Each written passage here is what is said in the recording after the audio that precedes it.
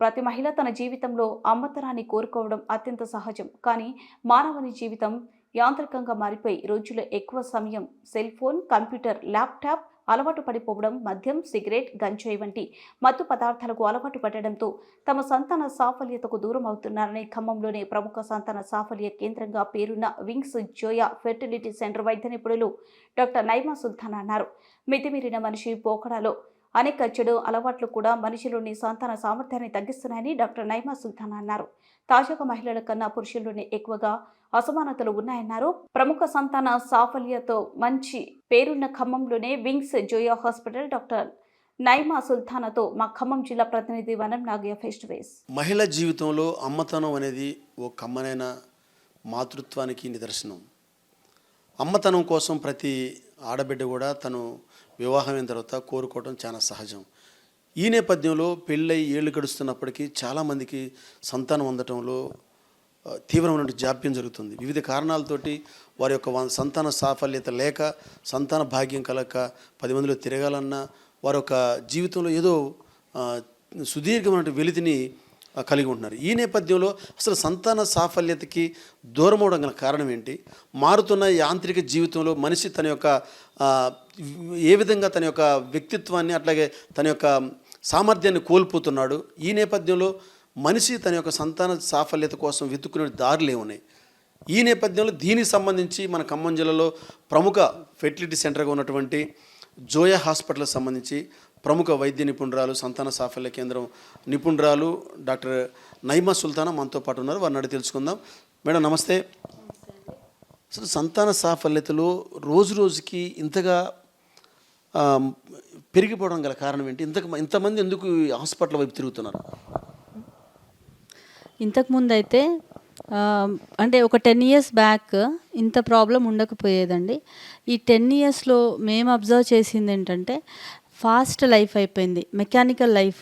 ఒకరి కోసం ఒకరు టైం స్పెండ్ చేయలేకపోవడం, ప్లస్ ఇద్దరు వర్కింగ్ అవ్వడం, ఇద్దరు వర్కింగ్ ప్లేసెస్, కొంతమందికి అయితే వేరే వేరే ప్లేసెస్లో వర్క్ చేయడం. ఇంకొకటి స్ట్రెస్ఫుల్ లైఫ్. అంటే మార్నింగ్ వెళ్ళామా వర్క్ చేసుకొని మళ్ళీ వెంటనే ఇంటికి వచ్చేయడం, మళ్ళీ నెక్స్ట్ డే మార్నింగ్ కోసం ఎలా ప్రిపేర్ అవ్వాలి, అంటే ఎలా చేయాలి, ఆ జాబ్ టెన్షన్ కానీ వర్క్ టెన్షన్స్ కానీ ఇంట్లో దాని గురించి ఆలోచించడం, ప్లస్ అంటే ఆఫీస్ విషయాలు తీసుకొచ్చి ఇంట్లో డిస్కస్ చేయడం. ఇంకొకటి మెయిన్ నేను అబ్జర్వ్ చేసింది ఏంటంటే కపుల్స్లో అంటే ఎవరికైనా జనరల్గా మొబైల్ ఫోన్ యూసేజ్ అనేది ఎక్కువ అయిపోయింది.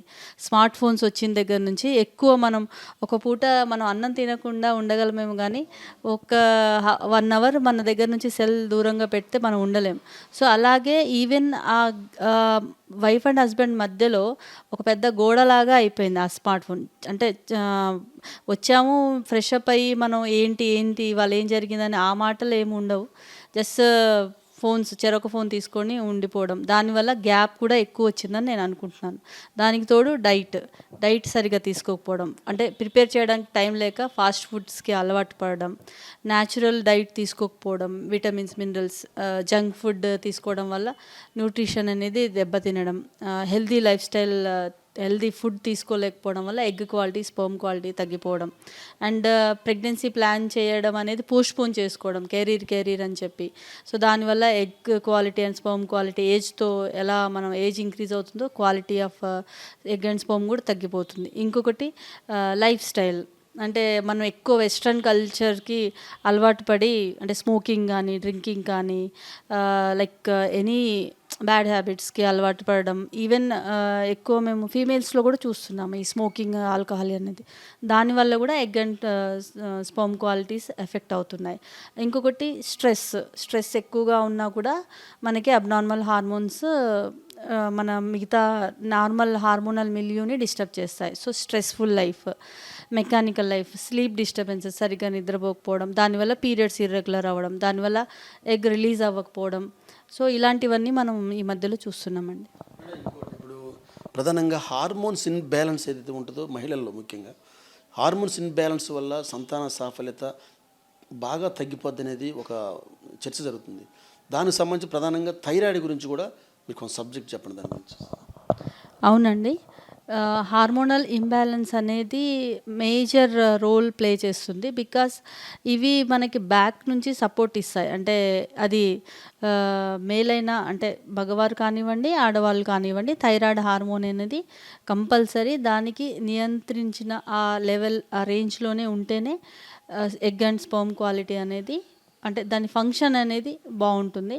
ఒకవేళ ఆ రేంజ్ కంటే అబ్నార్మల్గా ఉంటే గనక డెఫినెట్గా ఎగ్ అంటే పెరగడం కానీ అండం విడుదలవ్వడం కానీ ఎఫెక్ట్ అవుతుంది. అలాగే స్పర్మ్ యొక్క మొటిలిటీ కానీ కౌంట్ కానీ తగ్గిపోతుంది. దాని యొక్క మార్ఫాలజీ అంటే షేప్ డిఫెక్ట్స్ కూడా రావడం జరుగుతుంది థైరాయిడ్ అబ్నార్మాలిటీస్ ఉంటే. సో మేము చెక్ చేసేటప్పుడు బేసిక్ ఇన్వెస్టిగేషన్స్లో కంపల్సరీ ఇద్దరికి థైరాయిడ్ చెక్ చేస్తాము. ఒకవేళ వాళ్ళకి ప్రాబ్లం ఉంటే కనుక డెఫినెట్గా మేము ప్రిస్క్రైబ్ చేస్తాం. ఇప్పుడు వాస్తవంగా ఇప్పుడు అది మగవాళ్ళల్లో సంతాన సాఫల్యత తగ్గిపోతుందా? ఎక్కువ శాతం అంటే percentage of difference between male and female దేంట్లో ఎవరిలో ఎక్కువ లోపం కనపడుతుంది? మీరు అదే చూస్తారు కాబట్టి. మంచి క్వశ్చన్ అడిగారండి. అంటే ఈ 10 ఇయర్స్ అంటే 5 ఇయర్స్ బ్యాక్ మేము చూసింది ఫీమేల్స్కి ఎక్కువ అంటే ఇన్ఫర్టిలిటీ అనేది ఫీమేల్ భార్యలో కొంచెం లోపం ఎక్కువ ఉండడం, భర్తలో తక్కువ ఉండడం అనేది అబ్జర్వ్ చేశాను. బట్ లాస్ట్ 5-6 ఇయర్స్ నుంచి మాత్రం ఎక్కువ మేల్ ఫ్యాక్టర్స్ ఆల్మోస్ట్ 70% నేను శుక్రకణాల్లో లోపం అంటే కౌంట్ తక్కువ ఉంది, లేదా కదలికలు తక్కువ ఉన్నాయి, లేకపోతే రెండు మంచిగానే ఉన్నాయి కానీ దాని షేప్ బాగాలేదు అనేవి ఎక్కువ నేను చూస్తున్నాను. దట్టు ఇంకోటి నేను అబ్జర్వ్ చేసింది ఏంటంటే ఎవరైతే అగ్రికల్చర్ ఫార్మర్స్ ఉంటారు కదా రైతులు, వాళ్ళల్లో ప్లస్ కంప్యూటర్ వర్క్ ల్యాప్టాప్ మీద కానీ లేదా ఎక్కువ సిస్టమ్ మీద వర్క్ చేసే వాళ్ళలో ఆ రేడియేషన్ ఎఫెక్ట్ వల్లనో వాళ్ళకి ఏ హ్యాబిట్స్ లేకపోయినా స్పర్మ్ కౌంట్ తగ్గిపోవడం అండ్ స్ట్రెస్ఫుల్ లైఫ్, వాళ్ళకి నైట్ షిఫ్ట్స్ ఉండడం. సో మన రెగ్యులర్ సర్కేడియన్ రిథమ్ అంటాం కదా, అది డిస్టర్బ్ అంటే మనం మార్నింగ్ వర్క్ చేసుకుంటాం, నైట్ పడుకుంటాం, అలాంటిది డిస్టర్బ్ అవుతుంది వాళ్ళకి నైట్ డ్యూటీస్ ఉండడం వల్ల. సో దానివల్ల కూడా వాళ్ళ స్పర్మ్ కౌంట్ అనేది ఎక్కువ ఎఫెక్ట్ అవుతుంది. అండ్ ఆబ్వియస్లీ హ్యాబిట్స్, దానివల్ల నేను ఈ మధ్యలో ఈ 5 ఇయర్స్లో నేను ఎక్కువ మేల్ ఫ్యాక్టరే చూస్తున్నాను. పెళ్ళైన తర్వాత ఎన్ని ఈ సంవత్సరాల తర్వాత మీ దగ్గరికి వస్తున్నారు ఎక్కువ? మరీ సుదీర్ఘకాలంగా సంతానం కోసం ఎదురు చూస్తున్నారు వస్తుంది, వాళ్ళకి ఏ టైప్ ఆఫ్ ట్రీట్మెంట్ మన దగ్గర అవైలబిలిటీ ఉంది జోయా హాస్పిటల్స్లో ముఖ్యంగా? సో ఒక 2-3 ఇయర్స్ బ్యాక్ అయితే మాకు కొంచెం లేట్గా వచ్చేవాళ్ళు, 4 ఇయర్స్ 5 ఇయర్స్ అయింది అందట్లేదని. బట్ ఈ 2-3 ఇయర్స్లో మాత్రం తొందరగా వస్తున్నారు పేషెంట్స్ కూడా, బాగా అవేర్నెస్ పెరిగిపోయింది. సో మ్యారేజ్ అవ్వగానే వెంటనే వచ్చి మేము ప్రెగ్నెన్సీ ప్లాన్ చేయాలనుకుంటున్నాం మేడం అని వస్తారు. సో మేము మా దగ్గరికి వచ్చినప్పుడు మేమేం చూస్తామంటే అసలు అమ్మాయి ఏజ్ ఎంత, మ్యారేజ్ అయ్యి ఎన్ని ఇయర్స్ అయింది అది చూస్తాం. సో ఒకవేళ యంగ్ ఏజ్ 1 ఇయర్ లోపలే వచ్చారు, పీరియడ్స్ రెగ్యులర్గా ఉన్నాయంటే నేను న్యాచురల్గా ట్రై చేయమని చెప్తాను. ఒకవేళ 2nd ఇయర్ 3rd ఇయర్ అలా మ్యారేజ్ అయ్యి 2nd and 3rd ఇయర్ అంటే మాత్రం నేను ఒకసారి ఇన్వెస్టిగేట్ చేస్తాను ఇద్దరికి. ఒకవేళ యంగ్ ఉంటే కనుక నేను న్యాచురల్గా ట్యాబ్లెట్స్ అవి రాసి వాళ్ళకి ట్రై చేయమని చెప్తాను. ఒకవేళ 4th and 5th ఇయర్ అయిపోయింది, బయట కూడా ట్రై చేశారు, వాళ్ళకి కొంచెం ప్రాబ్లం ఉంది, హస్బెండ్కి కొంచెం కౌంట్ తక్కువగా ఉంది, కదలికలు తక్కువ ఉన్నాయి స్పర్మ్స్లో, ఆల్రెడీ ట్యాబ్లెట్స్ ట్రై చేశారంటే కనుక నేను IUI సజెస్ట్ చేస్తాను 1 or 2 సైకిల్స్ యంగ్ ఉంటే కనుక. ఒకవేళ ఏజ్ ఎక్కువ అయిపోయింది, మ్యారేజ్ అయ్యి 6 ఇయర్స్ అయింది, ఆల్రెడీ వాళ్ళు బయట కూడా ట్రై చేశారు, ఇలాంటి వాళ్ళు ఎక్కువ వస్తుంటారు మా దగ్గరికి. అంటే IUI ఆల్రెడీ ట్రై చేసి ట్యాబ్లెట్స్ కూడా ట్రై చేసి అందట్లేదని వస్తే కనుక మేము వాళ్ళకి IVF సజెస్ట్ చేయడం జరుగుతుంది. సో మనకి from the basic up to IVF అన్ని ఫెసిలిటీస్ మన దగ్గర అవైలబుల్ ఉన్నాయండి. సో ఇప్పుడు ఎవరన్నా కవల పిల్ల కావాలంటే అట్లాంటిది ఏమైనా అవకాశం ఉంటుంది అసలు IVF కానీ IUI దాని ఉందా, అవకాశం ఉందా దాని నుంచి? అంటే IUI అనే పద్ధతి ద్వారా మనము అండం విడుదలైనప్పుడు భర్త యొక్క శుక్రకణాలని గర్భసంచిలో ప్రవేశపెడతాం అంతే. దాని తర్వాత నుంచి అంటే ఆ శుక్రకణం అనేది అండంతో కలవడం, ఫలదీకరణ జరగడం, పిండం తయారవడం అనేది జనరల్గా జరిగిపోతుంది. అందులో మనం డిసైడ్ చేయలేము అది ట్విన్స్ అవుతారా లేదా సింగిల్ అవుతుందా చెప్పలేం. బట్ IVFలో మనము డైరెక్ట్గా పిండమే తయారు చేసి డైరెక్ట్గా గర్భసంచిలో వేస్తాం. అంటే అండాన్ని శుక్రకణాన్ని బయట మనం కలిపి పిండం తయారు చేసి ఇక్సీ పద్ధతి ద్వారా మనం గర్భసంచిలో వేయడం జరుగుతుంది. అప్పుడు వేసేటప్పుడు ఒకవేళ వాళ్ళు ట్విన్స్ కావాలంటే కనుక 2 పిండాలని వేయడం జరుగుతుంది. ఒకవేళ లేదు ఒకరే సరిపోతుంది మాకు ఒకరు చాలనుకుంటే ఒకటే వేస్తాం, అక్కడ మనకి ఆప్షన్ ఉంటుంది.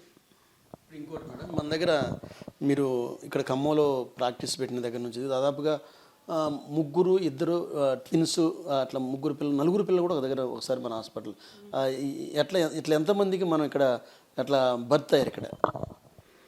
ఆ, అంటే ఆల్మోస్ట్ ట్విన్స్ అయితే చాలామంది అయ్యారండి. ట్రిప్లెట్స్ అటు ఇటు ఒక 7-8 మెంబర్స్ అయి ఉంటారు. మాది హయ్యెస్ట్ అంటే 4 బేబీస్, అది మీకు తెలిసిందే. సో ఆ 4 బేబీస్కి మేము అంటే ఎలాంటి ఐవీఎఫ్ పద్ధతి కానీ ఐయుఐ కానీ మేము చేయలేదు. వాళ్ళకి ట్యాబ్లెట్సే ప్రిస్క్రైబ్ చేసాము. So luckily she conceived 4 babies, అందులో ముగ్గురు అబ్బాయిలు ఒక అమ్మాయి. అండ్ రీసెంట్గానే జూలైలో 7 years కంప్లీట్ అయింది. వాళ్ళు వచ్చి మనల్ని కలిసి అభినందనలు తెలపడం జరిగింది. మీరు బిగినింగ్ నుంచే మీ యొక్క ప్రాక్టీస్ చాలా బాగుంది ఖమ్మంలో. చాలా మందికి మీరు ఇలాంటి సంతాన భాగ్యం కలిగించారు. వాళ్ళందరినీ మాతృత్వపు మాధుర్యం పంచిచ్చారు. వాళ్ళందరికీ చాలామంది అమ్మలు అయ్యారు ఇక్కడ మీ దగ్గర వచ్చిన తర్వాత. అసలు నైమా సుల్తానా గారు ఎక్కడ ఏం చదివారు? గోల్డ్ మెడలిస్ట్ అని తెలిసింది. మీ గురించి ఒకసారి జిల్లా ప్రజలకి, మన ప్రాంత ప్రజలకి, మన ఛానల్ ద్వారా ఒకసారి మీ గురించి ఎక్స్ప్లెయిన్ చేయండి. సో మొత్తం యాక్చువల్లీ మాది భువనగిరి అండి. దాని తర్వాత నా స్కూలింగ్ అంతా భువనగిరిలోనే జరిగింది. దాని తర్వాత గుంటూరులో ఇంటర్ కంప్లీట్ చేసుకున్నాను. తర్వాత ఎంసెట్లో సీట్ వచ్చింది, గవర్నమెంట్ సీట్, గవర్నమెంట్ కోటాలో ఎస్విఎస్ మెడికల్ కాలేజ్ మహబూబ్ నగర్లో నా మెడిసిన్ కంప్లీట్ చేశాను. దాని తర్వాత మళ్ళీ నేను పీజీ ఎంట్రన్స్ రాశాను. పీజీ ఎంట్రన్స్ రాసిన తర్వాత నాకు మంచి ర్యాంక్ వచ్చింది. సో నాకు ఎంబీబీఎస్లో అనాటమీలో గోల్డ్ మెడల్ వచ్చింది. సో దాని తర్వాత నేను పీజీలో నాకు KMC Warangal, Kakatiya medical college వరంగల్లో సీట్ వచ్చింది. సో అక్కడ 3 years ఎంఎస్ కంప్లీట్ చేసుకున్నాను. తర్వాత థీసిస్ వర్క్ అదంతా చేశాము. అక్కడ కూడా మంచి కాలేజ్లో కూడా మంచి టాప్ ర్యాంక్ వచ్చింది. సో దాని తర్వాత నేను ప్రాక్టీస్ స్టార్ట్ చేయడం జరిగింది. ప్రాక్టీస్ స్టార్ట్ చేస్తూ అంటే జనరల్గా ఫస్ట్ అయితే అంత అనుకోలేదు నేను ఇన్ఫర్టిలిటీలో ఇంతగా నాకు సక్సెస్ వస్తుందని. నేను జనరల్గా ట్రీట్మెంట్ స్టార్ట్ చేయడం జరిగింది.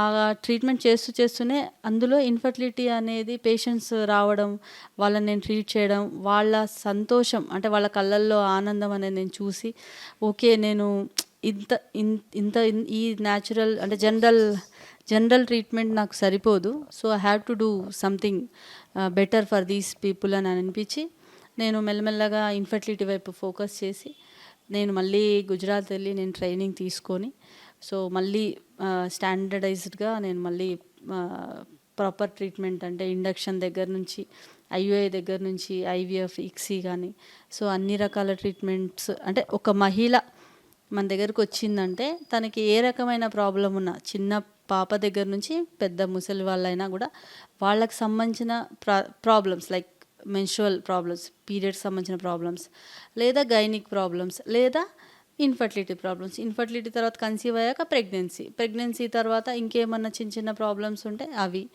ఆఫ్టర్ ప్రెగ్నెన్సీ ఫ్యామిలీ కంప్లీట్ అయ్యాక కూడా అదేమన్నా గైనిక్ ప్రాబ్లం ఉన్నా, సో అన్ని రకాల ట్రీట్మెంట్స్ అండర్ వన్ రూఫ్ ఉండాలని నేను దీన్ని ఇలా ఎస్టాబ్లిష్ చేయడం జరిగింది.